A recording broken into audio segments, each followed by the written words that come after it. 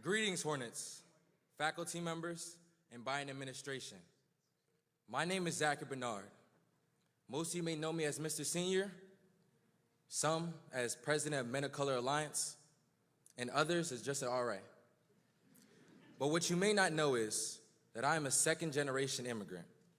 Growing up in Newcastle, Delaware, with my parents who immigrated from Haiti, gave me a different drive to succeed and want more for myself and my family.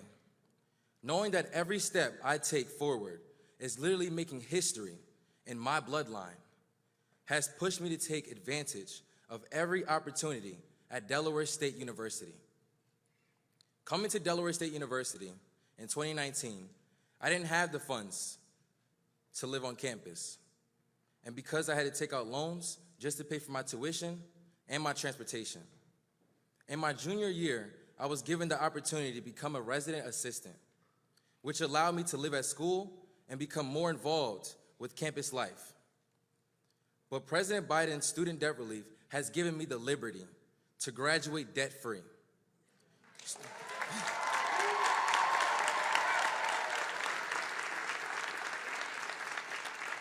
Student loan debt relief will impact millions of people just like me. This relief will help my friends who are currently paying their own student bills. So after they walk across the stage, they won't have to continue paying out of pocket and can instead think about starting a business or going straight to grad school or even saving for a house. This relief is breaking barriers in our communities and in our minds about what we can do with our future. I'm grateful, and I know y'all are as well, that President Biden kept his promise to provide student debt relief to the working and middle-class families, and I'm proud to introduce him. Please join me in welcoming to Delaware State University, President Joe Biden.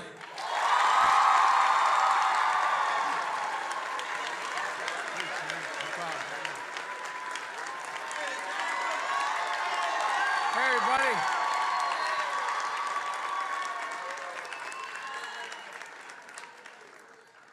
It's good to be home. Please, if you have a seat, please take it. Folks, my mother would say, excuse my back. It's impolite to be talking when I have my back to you, but I apologize. I can't do them both. Zach, you and I got through school the same way. I was an RA, a resident advisor, and it helped me get through law school. And I'm glad you were able to benefit from what we're doing. And I want to thank you for that introduction. You're an example of why I'm so optimistic. All of you are so optimistic about the future. You are the most involved. You are the most educated. You are the most engaged. You are the least prejudiced generation in American history. So everybody says, why am I so optimistic? Not a joke. I'm optimistic because of all of you. I really mean it. So thank you for what you're doing, and please get involved. No matter what position you take, get involved. We need you badly. And I didn't even see all of it. I didn't see the bleachers up there. Hey, everybody. Don't jump. Don't jump. Now look, by the way, as Tom Carper can tell you, I sort of got my political start at Del State. This is the place we organized for Kent and Sussex County. This is how we got going. That was back in 1871, I think, but a long time ago. Look, but before I begin, there's a lot of people I might be wondering why I'm here at Del State. It's because you're an HBCU and you play an important role in creating opportunity and possibilities all across the country. We're here at Del State because it holds such a special place in my heart. There is no better example of a university that has changed so many lives, as Zach just explained about his. Like I've said many times, Delaware State brung me to the dance, as they say up in Claymont, and I can't tell you how much I appreciate it. I understand you got a big game tomorrow. Howard University.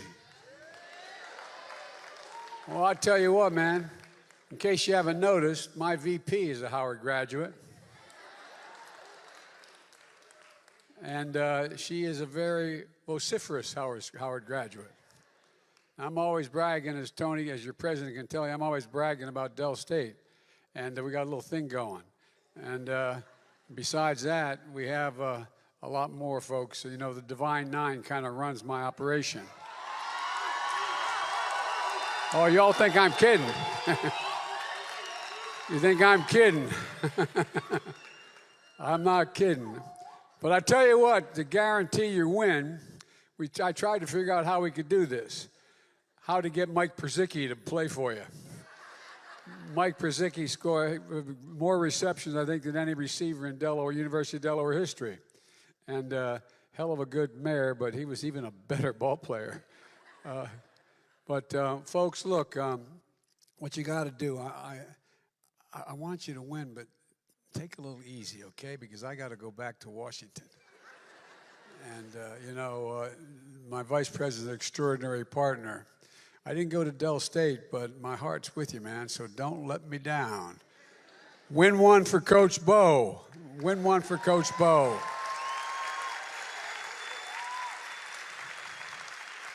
It's great to be with friends. Delaware has a great leadership and one of the most effective congressional delegations in America, and that's not hyperbole.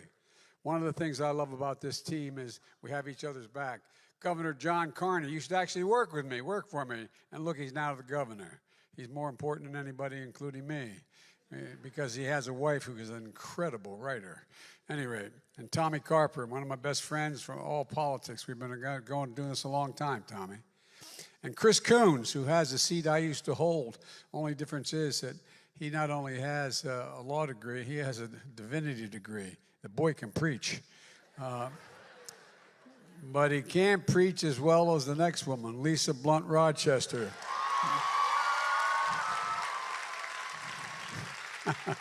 Y'all think I'm kidding. I'm not. You ever hear her? Whoa, whoa, whoa, whoa. They have my back, and I have theirs. And we have a great Attorney General and Kathy Jennings who work with my son, Bo.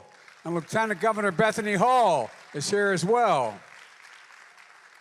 And the Mayor, Robin Christensen, thanks for welcoming us to Dover, Mr. Mayor. And as I said, you know, Przicki knows a lot about being mayor, but he's even a better receiver. Mr. Mayor, thank you for what you're doing for the city of Wilmington. You're making a big difference, pal. You really are making a big difference. You know, we've got another mayor here today. She's no longer the mayor. She happens to be the head of the director of the Office of Public Engagement, Keisha Lance Bottoms, the mayor of Atlanta.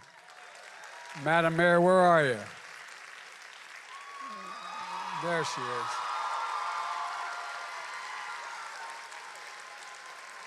Two things I learned you got to know about Keisha. One, she's smarter than you, and two, she's smarter than me politically as well.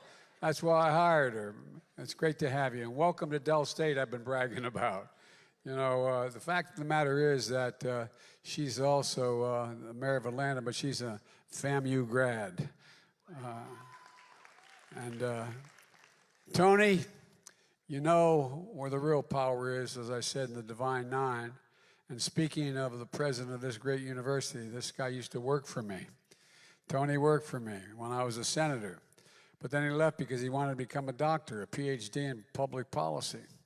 But that wasn't good enough. Then he decided he wanted to be president. I got scared as hell he was going to run. But it turned out he wanted to be president of a university. By the way, Tony, I told you a true story. When I left the vice presidency after Bo died, I wasn't going to get involved in politics anymore. So I became a full professor at the University of Pennsylvania. But before that occurred, 3 universities came to me and said they wanted to interview me to consider my being a president of the university. My wife, who's a professor at a community college, she has 2 masters and a PhD, but she's smarter than me. She looked at me, she said, if you do that, I'm leaving you. She said, it's one of the toughest jobs in America, especially if you start arguing about parking spaces and office windows. But Tony, thanks, buddy. You're a good friend, and I can't say enough good things about you. And a year ago, I signed an executive order establishing a presidential initiative to strengthen HBCUs all across America. And I appointed Tony to lead that initiative because he's the best. Tony, Keisha, Kamala, and I understand the critical role HBCUs provide for all folks in this country, particularly in building a middle class, basically a ticket to the middle class. HBCUs are great value for all Americans. That's why during the pandemic, my administration did something that's never been done before. We invested $5.8 billion in HBCUs. Some suggested we couldn't get it done, but we got it done. And that money already is out the door being used very well. Tony and his team use a lot of that money combined with the money from the university raised to help students at Del State with their debt, reducing the debt burden for 225 graduating seniors. That's 225 Delaware State University graduates who can start getting on with their lives without the burden of student debt holding them back. And that's what I want to talk about today. 8 weeks ago, I announced that my administration is going to provide $10,000 in debt relief to everyone, and then this who has that much debt, or up to that much debt, and $20,000 if you received a Pell Grant and your income was under $125,000. It's a plan for people who took out federal student loans before July of this year. And a few days ago, I launched an online application process where you can apply for that debt relief. So folks, one of the things I wanted to make sure is we didn't end up where we're in a position that Barack and I are in terms of the Affordable Care Act. It was made a little bit more difficult, but we made sure we tested it. We tested it for a weekend to see how it worked, John. And guess what? It worked. Almost 9 million people signed on. Folks, if you have student debt, you got a time limit. Now, if you have student debt, you can go to studentaid.gov. Studentaid.gov. Fill out, it's very easy. Fill out your name, your social security number, your date of birth, and contact information. No forms to upload. No special login to remember. Available in English and Spanish, desktop, and mobile. And folks, it takes less than 5 minutes. If you need additional information, we'll follow up with you. This is a game changer. We're hearing from people all over the country. I have over 10,000 students have written me letters so far, literally 10,000 so far. And it's about as easy to apply as signing up while hanging out with your friends or at home and watching a movie. The vast majority are applying on their phones. And it's easy, it's just simply, it's easy. Now, in less than a week, just close to 22 million people have already given us information to consider this life-changing relief. My commitment when I ran for President of the United States, that if I was elected, I'd make the government work and deliver for the people. A simple application process keeps that commitment just as I'm keeping my commitment to relieve student debt as borrowers recover from the economic crisis caused by the once-in-a-lifetime pandemic. And the way I think about it, and the way my dad used to talk about this, the way so many at home talk about it around the kitchen table, how much are the monthly bills, and how do you have to pay for those necessities? How much do you have? Is there enough just for a little breathing room, as my dad would say, left over after the end of the month? Our student loan plan lowers costs for Americans as they recover from the pandemic to give everybody a little more breathing room. I want to be clear who's going to benefit most. Working people, middle-class folks, that earn under $125,000, you get up to $10,000 knocked off the debt, and if you earn under $125,000, you receive a Pell Grant, you get a $20,000 knocked off. And in total, more than 40 million Americans stand to benefit from this relief. For borrowers out of school, nearly 90% of the relief are going to go to people making under $75,000 a year. Let me be clear, not a dime will go to the top 5% of incomes, period. It goes to people who really need it. And across America, nearly every Pell Grant recipient comes from a family making under $60,000. 2/3 come from families making under $30,000 a year. Here at Del State, over 75% of the students are Pell Grant recipients. That matters for millions of working and middle-class people. Now let's talk about who's against helping the millions of you who need the help, who want to make sure you have a shot. Republican members of Congress and Republican governors are doing everything they can to deny this relief, even to their own constituents. As soon as I announced my administration's plan on student debt, they started attacking it, saying all kinds of things. Their outrage is wrong and it's hypocritical. But we're not letting them get away with it. They've been fighting us in the courts. But just yesterday, state court and the Supreme Court said, no, we're on Biden's side.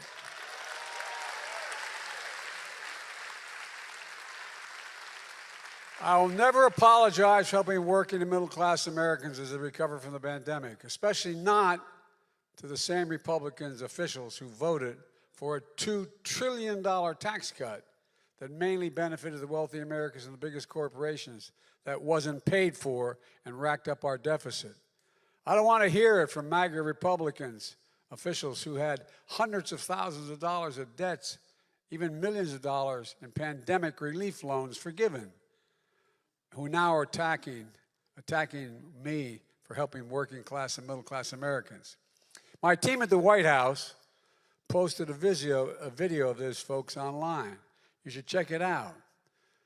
Marjorie Taylor Greene, she and her husband got $180,000 in business loans forgiven from the PPP program. She said it's completely unfair for us to forgive student loans for working and middle-class Americans. Representative Vern Buchanan of Florida said our plan was reckless. Guess how much he got in that program forgiven? $2,300,000. This is not a joke. Can't make this stuff up. Republican governors wrote me a letter saying this relief only helps the elite few. You all know you're the elite few? I knew you were really special, but I know you're the elite few. I'm serious. Ted Cruz, the great senator from Texas, he said it's for slackers, quote, slackers who don't deserve relief. Who in the hell do they think they are? I mean it. But despite what Republican officials say, we can afford student relief. That's because the first 2 years of my administration, that's because of the historic deficit reduction, the very deficit reduction the Republicans voted against. This morning, my administration announced that this year the deficit fell. The federal deficit fell by $1,400 billion just this year. The largest one-year drop in all of American history, $1,400 billion. And it follows last year's historic drop in the deficit of $350 billion. We're going to reduce the deficit by another $250 billion over the next decade. And the reason for that is because Medicare is going to be able to negotiate drug prices and lower the cost. We pay the highest drug prices of any nation in the world for the same drug. You can buy the same exact drug in a drugstore here in Dover or Wilmington. And if you go over to Paris, France, or anywhere in Europe, it can be as much as 40% to 60% less. Same exact drug. So, folks, I don't want to hear any weeping and gnashing of teeth from pharma, the big companies. Folks, in just 20 months since I've been in office, we've cut the deficit in half. And that's not all. In relieving student debt, we're also resuming student loan repayments that you're going to have to start to pay because they had this long period where no one had to pay because of the pandemic.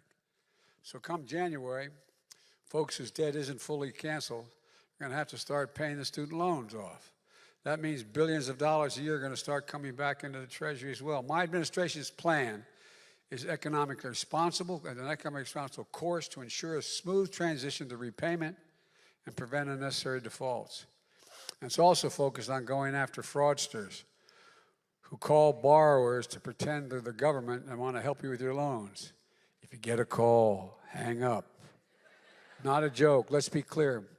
Pay no attention to them because you never have to pay for help with your federal student loans. Don't listen to anyone who calls. I told you just go online. It's 4 questions.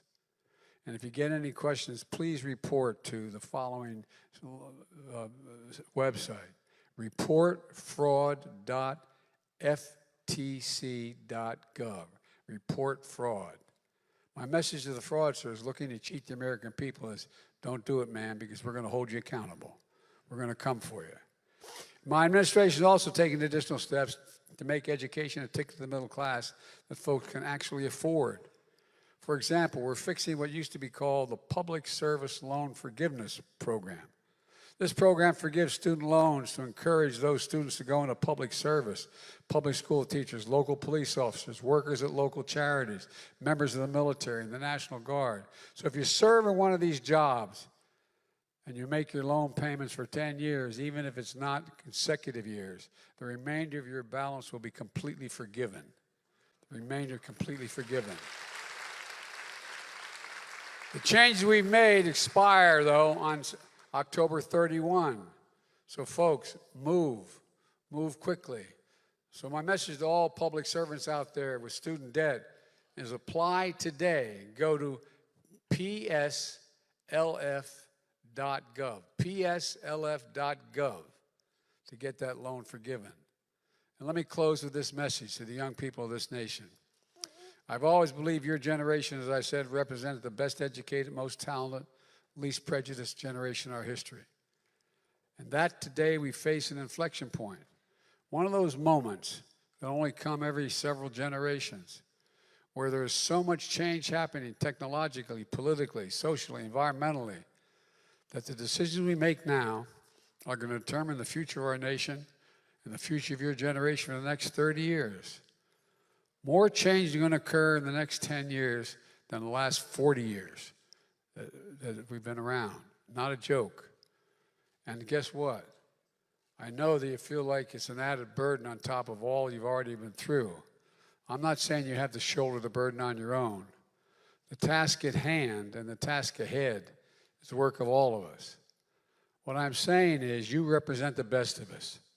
A generation in your generation will not be ignored. You'll not be shunned. You'll not be silenced. Just look what happens when you speak out. 2 years ago, perhaps many of you voted in your first election or volunteered in your first election.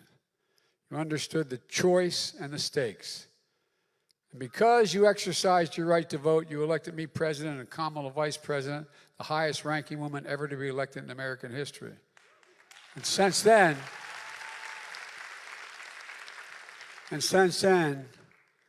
with your help, we've delivered enormous progress for the nation. More people voted in that last election than any time in American history. Most significant gun safety law we passed in 30 years. And by the way, I'm coming back and I'm going to eliminate assault weapons again. I promise. I did it once. The most significant infrastructure law in American history, employing tens of thousands of people with good paying jobs and modernizing our nation in a way it hadn't happened since the Eisenhower's highway bill. The first black woman on the Supreme Court, and she is smart as hell. I made that promise. No, by the way, watch her. Just watch her. Whoa. I've appointed more black women to the appellate courts in the United States than every other president combined in American history. The most significant commitment we've ever made to climate change. It's the ultimate threat to your generation. The ultimate threat. Well, guess what? We have over close to $500 billion to deal with climate change. I'm keeping my promise that no one should be in jail for merely using or possessing marijuana. None.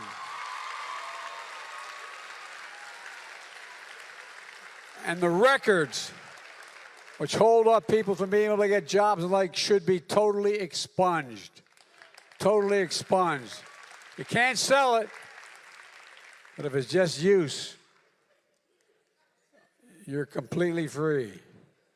And we know there's more work to be done on voting rights, on restoring a woman's right to choose. And today,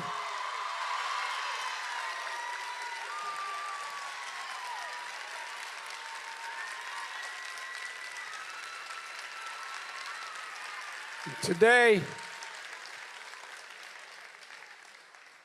look, my hope is, with the help of our delegation, if we maintain the Senate and pick up a couple senators, we're going to see to it that we completely codify Roe v. Wade in every state. Codify it. A national codification. And today, we're following through on a promise I gave to millions of Americans with student loans, just a little more breathing room. Together, we're making our democracy deliver for the American people. And it strengthens all America. When those who struggle in those from backgrounds like a lot of us, when we do well, the whole country does well. The wealthy do well. Everyone does well. I am so sick and tired of trickle-down economics. I had it up to here. Guess what? When poor folks and middle-class folks make it, the wealthy do very, very well. They're not at all hurt. It's about time. I really mean it. I'm so sick and tired of telling me, trickle down, give the wealthy more tax breaks and everything's going to be fine. Yeah, right. Well, look, folks, let me just say this. God bless you all for all you're doing. I wish you all the very best of luck. And,